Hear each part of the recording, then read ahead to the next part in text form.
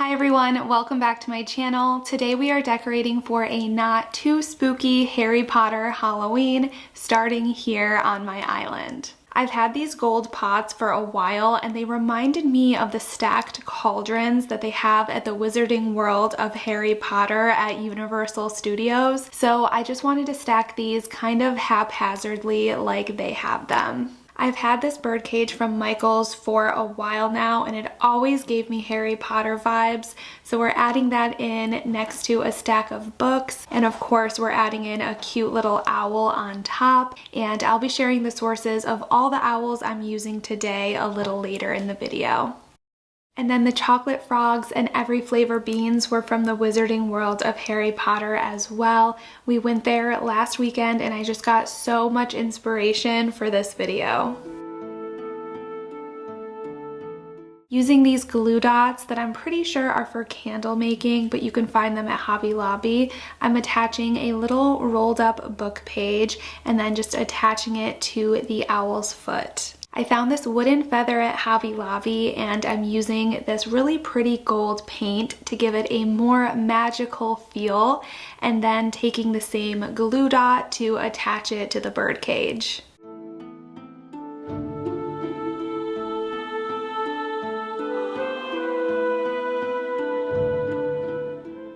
And for the final magical touch to this space, I'm using battery-powered twinkle lights and just stringing them all around the inside of the birdcage.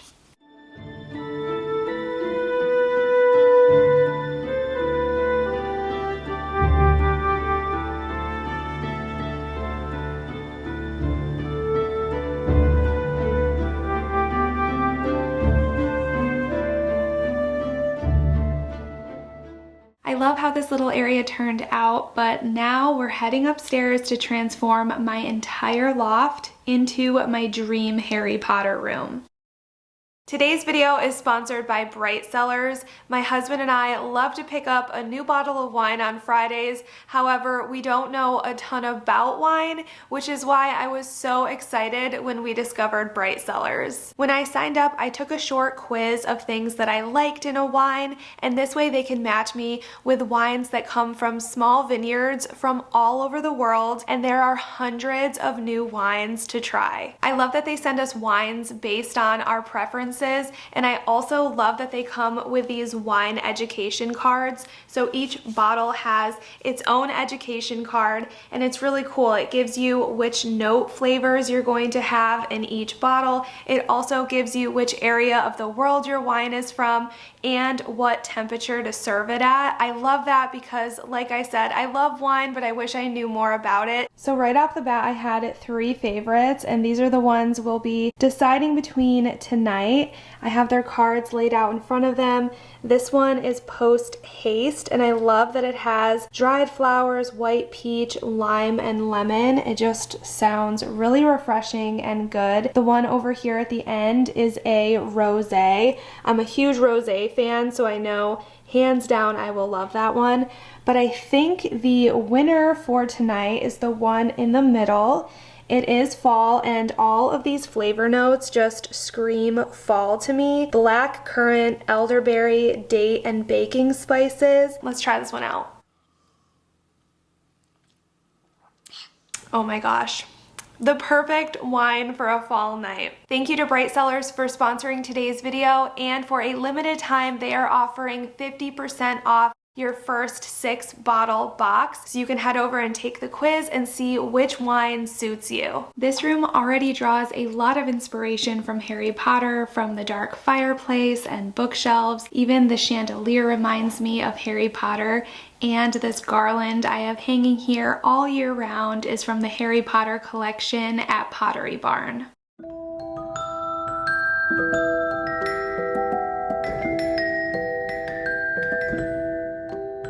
And I just hung up these floating candles. They come with a clear fishing line to hang them, and the best part is that the remote is actually a wand, which is just so cool. I decided to hang mine using decorative command hooks, and I basically just wrapped the string all around the entire piece and stuck it directly up to my ceiling. And this is just a really simple, damage-free way to hang these.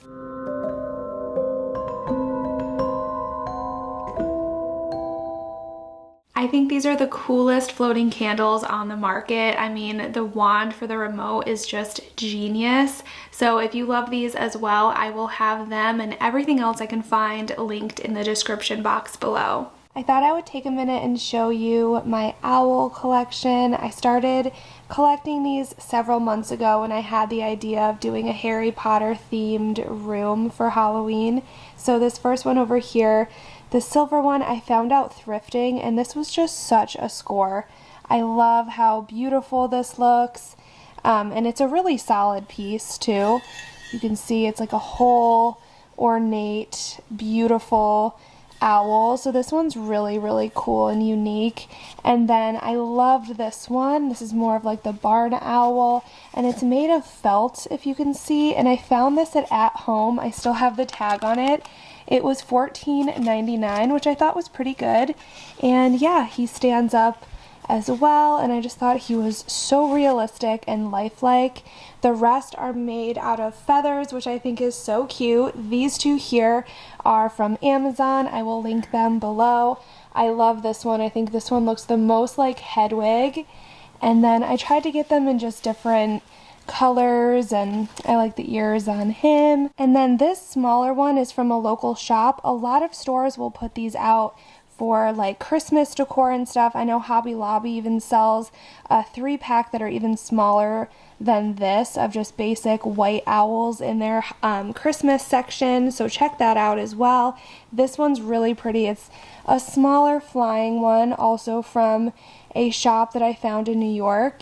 This one has like kind of this sparkly, shiny effect, which is just so cool.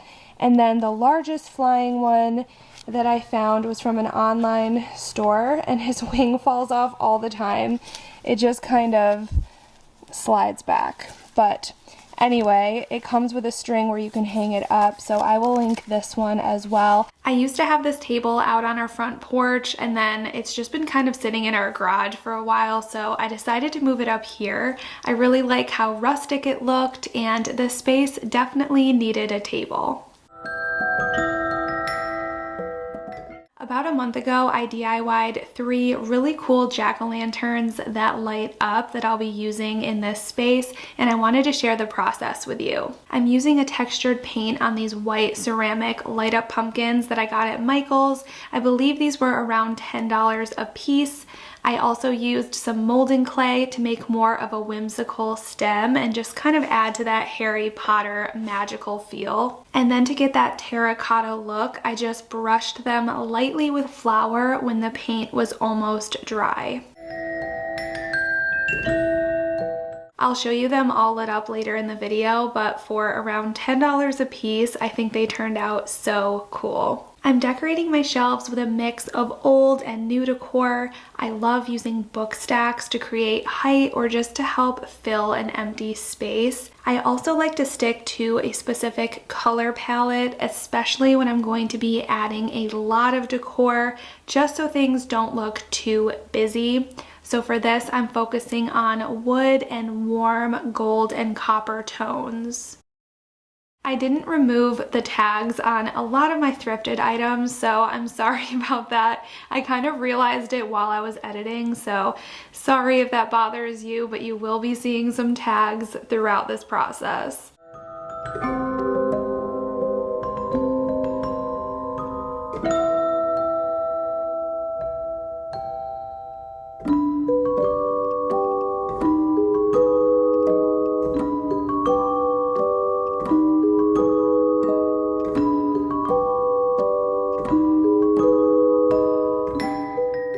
Last year for Halloween, I decorated with a witchy apothecary look. I will have that video linked here if you're interested. I decorated my whole house for Halloween. It was definitely one of my favorite videos, so make sure to check that one out if you love Halloween decor. But I'm reusing a lot of those same potion bottles here on the fireplace, and I love the addition of these gold trays. I got these out thrifting as a 3-pack, and I think I only paid around $6 for the whole set.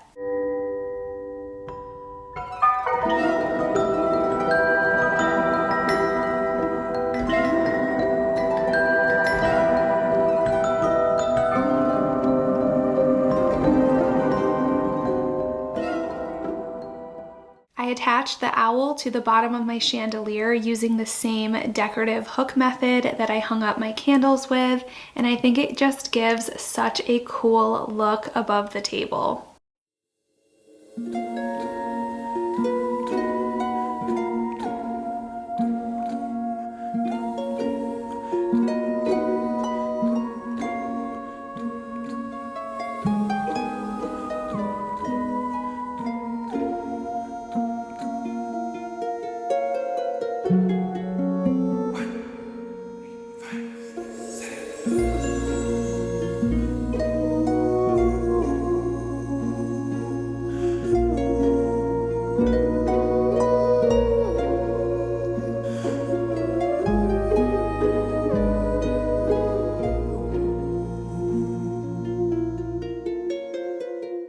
I was also able to find an old leather suitcase, which was on my list of must-haves for this room. And to make it extra Harry Potter inspired, I went on my Cricut and found a Deathly Hallows print, and I'll be making a decal for us to put on the suitcase today. I did decide to go with the removable vinyl just so it wouldn't damage the suitcase if I ever want to take it off, but it definitely gives off the vibe that I was going for.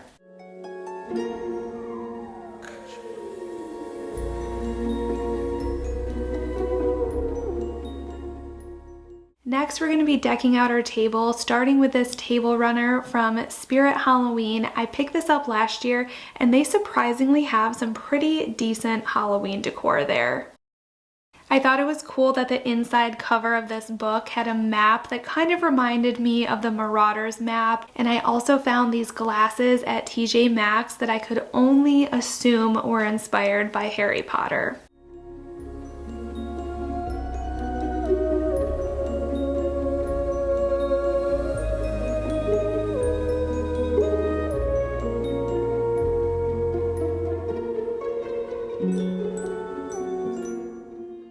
How cool are these skull tapered candles from the store At Home? They were $2.99 each, and I think they are perfect for this table.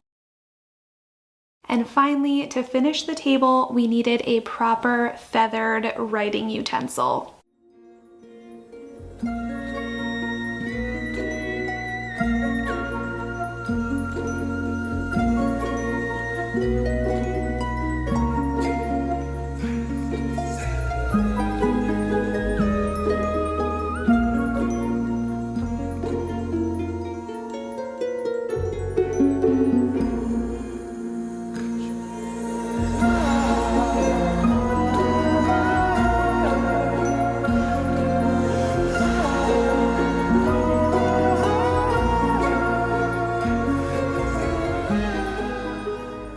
I hope you all liked today's video. I had so much fun and nerding out and DIYing these fun Harry Potter spaces.